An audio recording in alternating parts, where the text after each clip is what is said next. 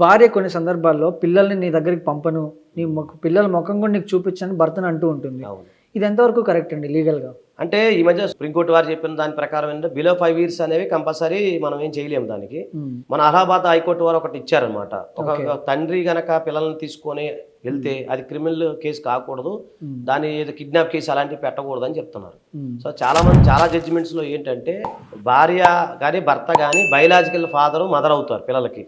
కాబట్టి భార్యకి ఎంత హక్కు ఉంటుందో భర్తకు కూడా అంతే హక్కు ఉంటుంది. కాకపోతే కొన్ని శారీరక విషయాలు కాబట్టి సుప్రీంకోర్టు వారు ఆ నిర్ణయం ఇవ్వడం జరిగింది.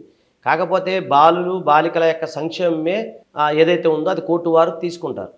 మేము ఒక కేసు చేసాము. భార్య దగ్గర పిల్లోడు ఉన్నాడు, కానీ షీఈస్ డూయింగ్ అడాల్టరీ, ఆమె ఒక వ్యభిచారి.